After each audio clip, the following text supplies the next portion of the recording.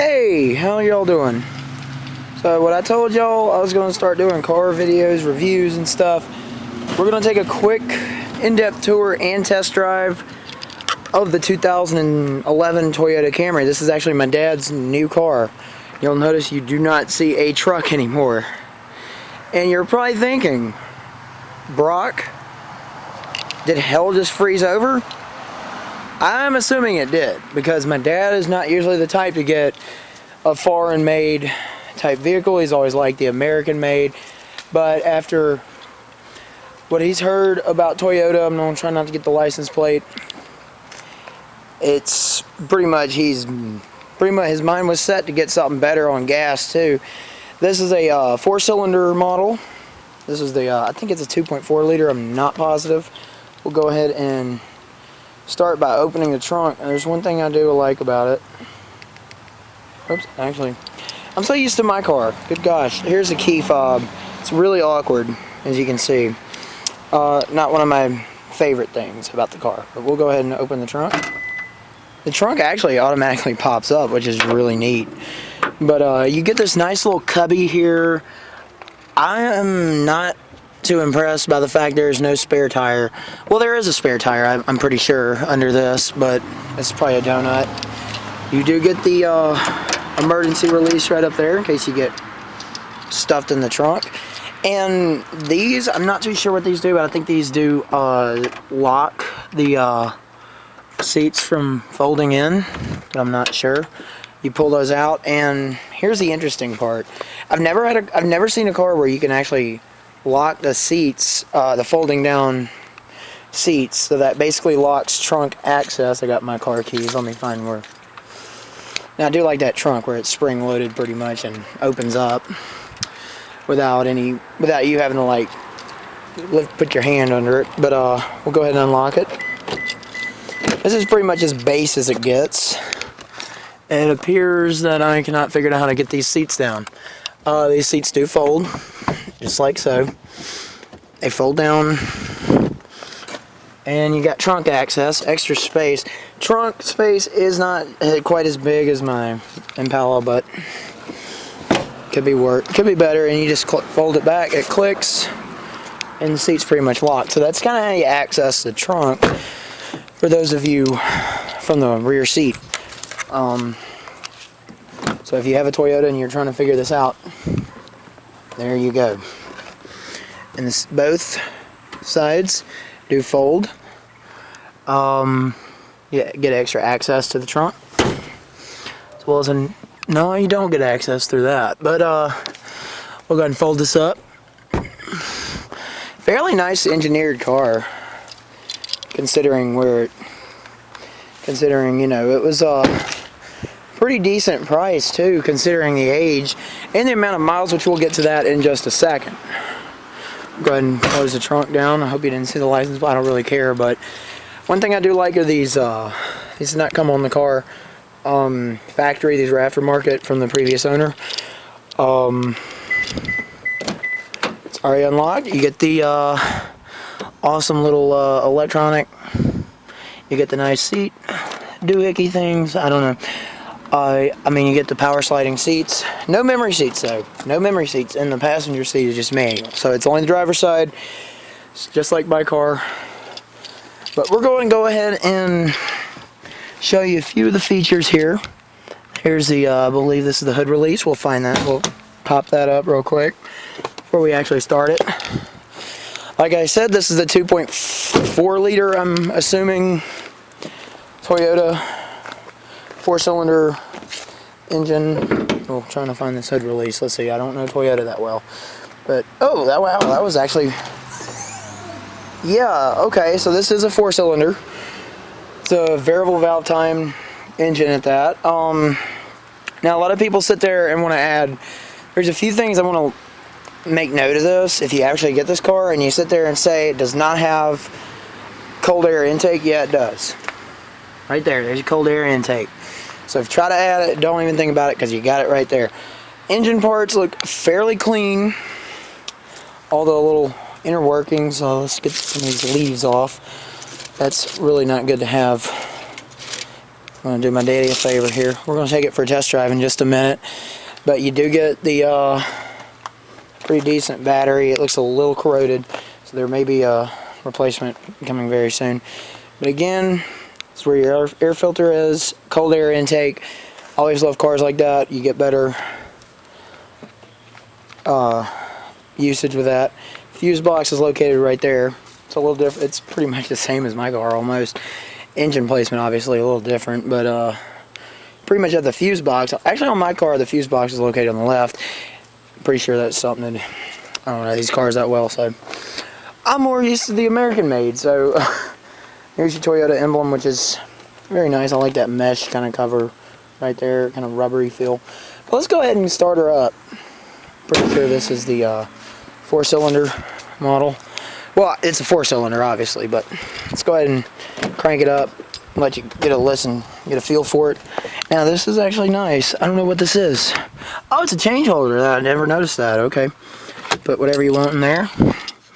Sunglasses up there. You don't get the home link with this, but you do get a nice little thing right there for your garage door. No vanity mirrors, unfortunately, but we'll go ahead and start her up. Definitely let you guys get a good feel for what this thing is like. Actually, around here it lights up on the around the keyhole. Go ahead and start her up.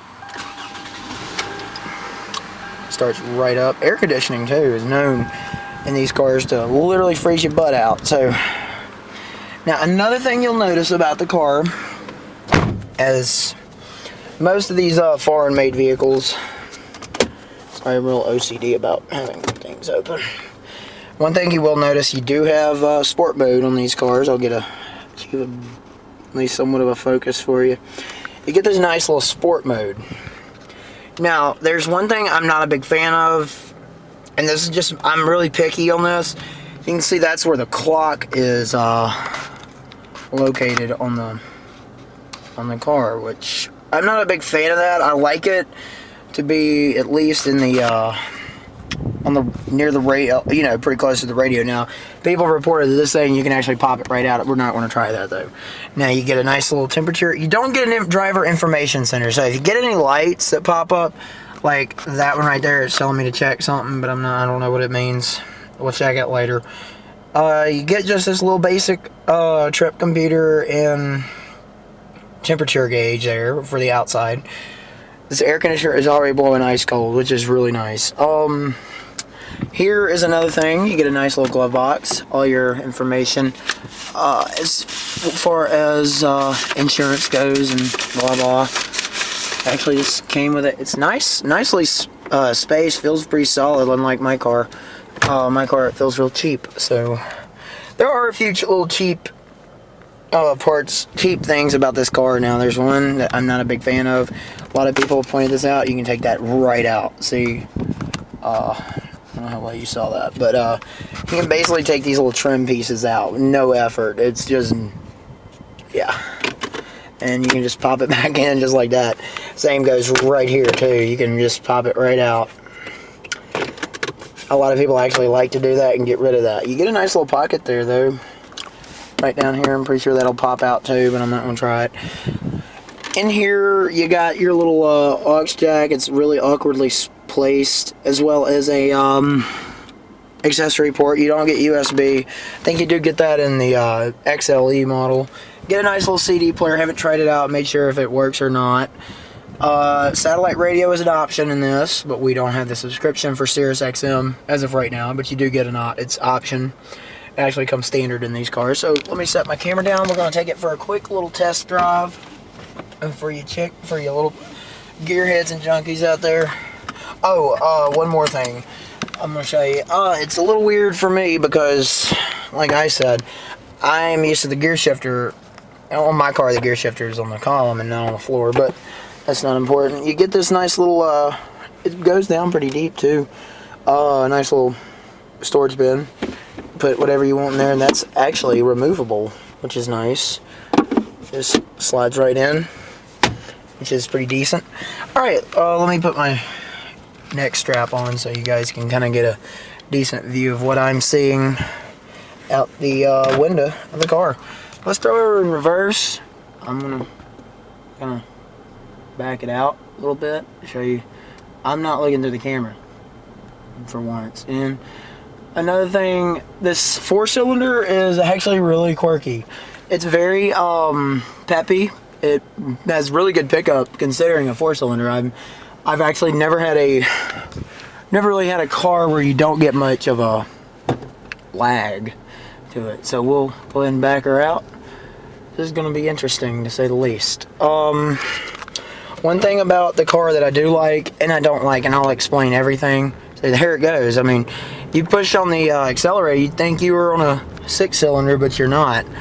You're actually in 4-cylinder. See, I'm already hitting 25, and I'm almost to 30. I mean, you put it on the interstate, it does immaculate. Like, it does really good, which is nice. I'm gonna go over a few things that I'm a big fan of and which I'm not a big fan of. It does kind of have a little bit of a tendency to kind of cause a little bit especially whenever you apply the brakes. I'm pretty sure that's just the CVT transmission in the car that does that.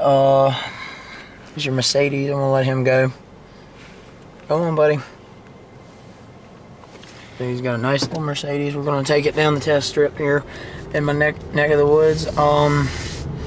Pretty decent. Opening the throttle a little bit, you pretty much can hit 30 easily. You can even hit 6. I've taken it on the interstate once or twice. It does actually really well. You don't notice it. You could hardly tell if it's a 4-cylinder or 6, but you know it's a 4-cylinder. It's got a little bit of a lag to it, especially when you're pushing down, wanting it to go. It has a pretty weird kick down. It feels weird. But otherwise, it's a great car to have. I actually enjoy it. My daddy really loves it because for the gas mileage. I do too. We're just taking it on this little test strip here. You can see there's a dash, gauge cluster, and everything. We'll go ahead and signal since y'all are going to hate on me for not signaling. I'm going to take it down this road right here. This is our normal test strip. It actually has better pickup than my Impala, which is actually really interesting. I'm not going to lie. Yeah, this is CVT. You can hear the bearings and you can hear it just kind of making that high-pitched whine. We're going to take this road. We're going to switch it up just a tad and take this road to the left here. There's Sykes Elementary. Over there, Sykes Road Elementary. This is a very perky little car. For a 4-cylinder, I'm not complaining. Sound is really good with the radio as well, which I'm not going to demonstrate for obvious copyright reasons. But we'll take, I'll tell you what, I don't know if this is a dead end or not. No, it's not. Good. So we'll take this road. I don't know my neighborhood that well, y'all. And I do apologize. We're just going to swing left here. Take it down Sykes. I mean, it runs just absolutely amazing. Like, I'm not gonna lie, it's a very perky little car for a Toyota. Ooh, almost hit that Jaguar. Good grief. Gotta pay attention, James. Very decent. Like I said, very decent pickup. Everything is pretty much stock. Only thing aftermarket are those rain guards on the windows, which I do like that. So, like, you can crack your window even whenever it's raining, have some fresh air coming in the car, and not worry about your car getting wet, which is pretty decent, pretty nice. We're on Sykes Road again, and this is kind of like a little test strip for cars. I love taking cars down this road and kind of giving it, especially if it's new, or if I'm just trying to showcase something on the car. It's a good way to test it out and be a trooper. So what we're dealing with at this point, like I said, I think a 2.4 liter 4-cylinder truck, Chevy Silverado there. I mean, I'm all for American cars, but I'm really starting to like this thing. I like American-made cars, and I always will, like Chevrolet, Ford, Dodge, Chrysler. Not a very, very big fan of Chrysler, but I do like their cars, their style, even though they're just cheap as hell, but still. I mean, you can really give this engine, or you can give this car some major feedback, get some good pieces out of it, get some good performance out of just as a whole. That truck right behind me. This is just an absolutely amazing. We got it for 11,000, and it had like 90,000 original miles on it, which for 11,000 that's pretty much a steal, considering what the car can do and how much gas mileage you can get. Because a lot of these Toyotas, you know, you're pretty much, now if this thing was a V6, you're pretty much getting a Lexus territory in that manner. You do get stability control. Yes, you do. Actually, you do get stability.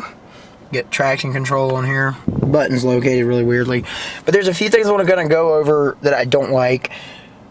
Most cars have the audio controls on the right side. They have perfect spot right here to put the audio controls. I mean, you can put it on the left, you can put it on the right. Cruise control is pretty awkward as well. You have it right down here on this little stick. I don't know why what the hell Toyota was thinking at that point. But turn it on, you hit that, and set it. You go down, resume up, or cancel as well. Turn it off, you just push that little button down there. That's all you gotta do. Turn it on and activate it, and you just move it down to set and move it up to cancel, or actually you push forward to cancel.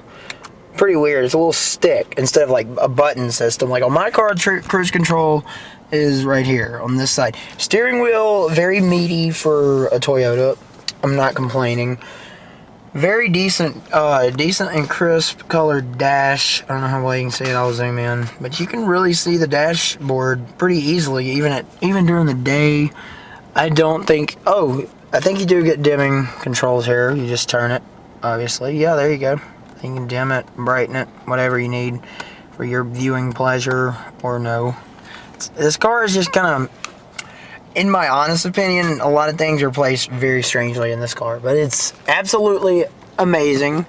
You do get, you know, the passenger can look at them, at their face or whatever, and you can look at your sexy face as well while driving, as seen there. So,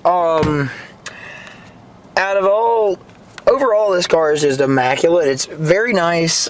I'm not really gonna hate on something I've never really had a chance to kind of get a hold of, but this car, 11,000, it was used, 90,000 miles. That's not bad. We got it at Hair and Gear Chevrolet, but you can see the dashboard's almost pretty much, you can't really see the numbers whenever it's you turn the car off, but you can obviously see you get nice little map lights up here as well, but they don't come on with a door. You just get that one little light. That's weird, but you do get, oh wow, you get an oh shit handle right up there too, so that's pretty decent. I get side curtain airbags. All cars should have that by now, just due to safety and the Highway Safety Administration. A-pillars are very thick. As of the year 2000, whenever they came out with the new laws for the Highway Safety Administration, they wanted the A-pillars to be thicker so this car can support, the roof of the car can support the weight of the car in the event of a rollover. So this is averagely, I mean, for the average driver, this is very nice. You also get a nice little cup holder or whatever here, and a power port as well, right there. Pretty decent. You know, I'm going to do my daddy a favor. This isn't my car, but I am on the insurance, so I'm allowed to drive it, but this is my dad's. He drives it to work. He got it for gas mileage. Let's honk the horn. I know you guys are wanting to hear that. Wow, that's actually nice for a Toyota. Not gonna lie, it's pretty crisp sounding. And obviously, you know how to lock it. Here's the key fob again, just really basic Toyota. I love that. I'm sorry, I love the beeping that it makes. It's like beep. Alright, so let me know what you think of this car. If you have this car, tell me what to look out for. It's very nice. I absolutely love this vehicle a lot. Let me know what you think. If you have a Toyota Camry, let me know what you think of the car. Tell me what you like and what you don't like about it. I absolutely love this car. So, with that being said, that's it.